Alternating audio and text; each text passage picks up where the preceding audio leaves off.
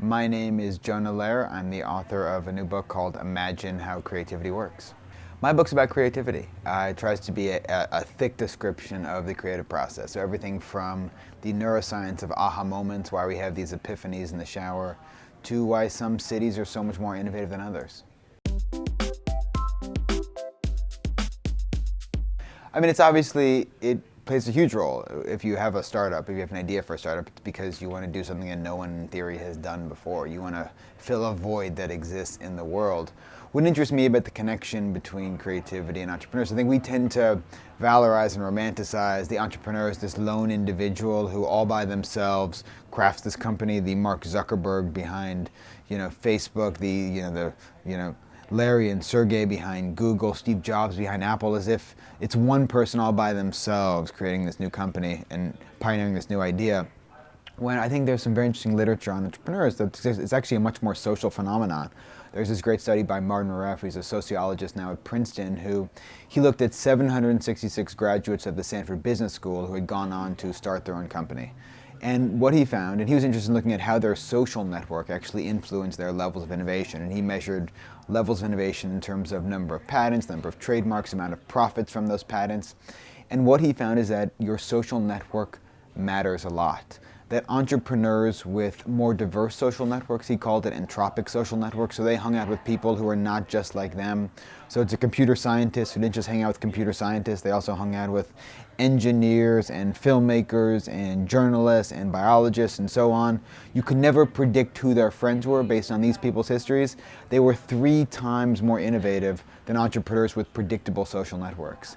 And this gets back to, this is where we get our ideas from, that we really draw them from the network, from the hub of people around us. Steve Jobs has this great line, creativity is just connecting things. Well, most of those connections come from other people.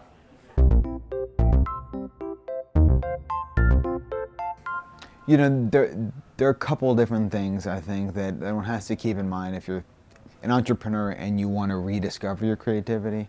One is to risk reinvention. Dean Simonton, a psychologist at UC Davis, has studied peak ages of creativity in all these different fields. And to make a long story short, what he's found is that the peak age of creativity is much younger than we typically assume. So if you're a physicist and poet, it's probably your early 30s. If you're a biologist, your late 30s. But it almost always comes before you get tenure. And the same thing is going to apply to an entrepreneur, that you're going to have your best ideas pretty early on. And this is kind of depressing news because the peak age of creativity means the lifespan of your creativity looks a bit like this. Peak, you spend the rest of your life doing that. Now, for a while, people assumed this was inevitable, that the imagination kind of fell apart over time, a bit like long-term memory, just decayed with age. Now they believe there's nothing inevitable about it, that people can stay creative throughout their entire careers as long as they risk reinvention, as long as they try new challenges, as long as they start new companies, as long as they tackle ideas and problems that they never tackled before. And you can see this in looking at the careers of people who stay creative throughout their entire life. Bob Dylan, Pablo Picasso, the mathematician Paul Erdős. These are people who always sought out new problems, who tried to write songs in new ways, paint paintings in new ways, tackle strange math problems. That is what allows you to stay creative throughout your entire career. So if you're an entrepreneur who's past your peak age or rapidly approaching your peak age and you're starting to worry, have I exhausted all my good ideas? The answer is no. You just have to try something new. Now, the reason our creativity falls over time, if it's not inevitable, is because people get encultured. Because that's a technical term for it. People get invested in the status quo, they get familiar with a certain kind of idea, they get used to tackling problems from a certain perspective. That's what you have to fight against if you're an entrepreneur and you want to stay creative. You have to resist the allure of the status quo. You have to keep on challenging yourself. It's difficult, in large part because some of the things that are most essential at different parts of the creative process are going to be things that look totally unproductive. Stuff like daydreaming, stuff like taking a hot shower, playing ping pong. I think we have this desire to want to make creativity a linear process, a straight line, but it's just not. There's nothing straight about it. Einstein has this great line that creativity is the residue of time wasted. So if you're a manager, you have to be willing to let your employees waste some time. You have to make time to waste time. And this is in large part because when you need a moment of insight, you need one of these big epiphanies. The research shows that you're much more likely to have that epiphany when you're in a relaxed state of mind. That if you are juiced on caffeine, really hyper-focused, you've chained yourself to your desk, the problem's going to stay impossible.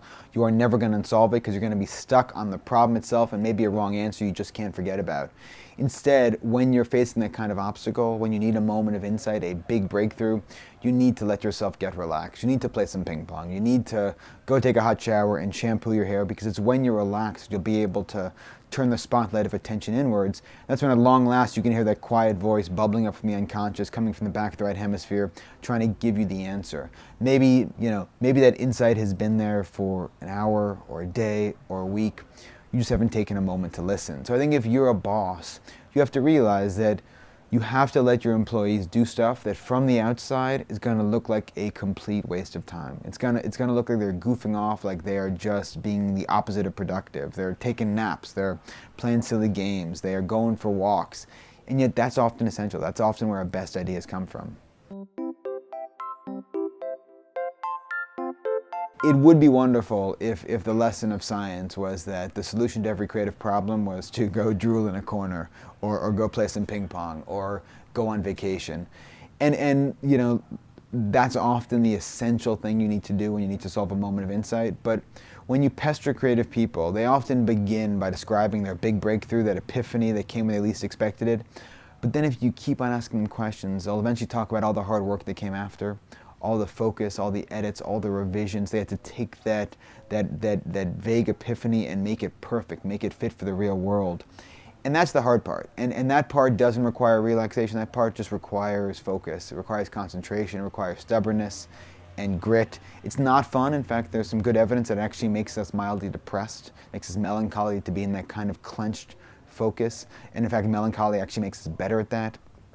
But it's essential. So there really are these two distinct phases to the creative process. You need to put in the work, put in those thousands of hours of practice, and then eventually you'll get stuck. You will get stumped, the problem will feel impossible, and that's when you need to take a break, go take a shower, go for a walk, forget all about work. The answer will only arrive when you stop looking for it. And then once again, you got to repeat that process. You'll have this new idea, you'll have this moment of insight, then you got to refine it, you got to iterate it, you got to make it perfect.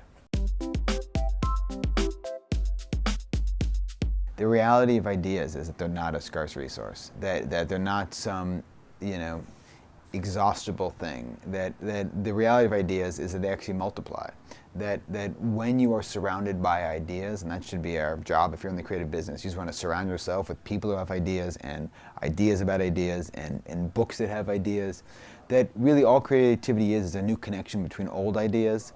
And for me, writing this book has been, in a sense, liberating, simply because I think when one sees creativity as just a new connection between things that already exist, it's a little less stressful, it's a little less intimidating. You realize that it's not about inventing something new out of thin air. It's not about some magic trick of the mind. It's just exposing yourself to lots of ideas that other people have come up with, and just finding a new way to connect them. That's what creativity is all about. So if you're really worried about coming up with a new connection, inventing something out of thin air, my advice would just be, expose yourself to lots of old ideas. Eventually you'll find a useful connection.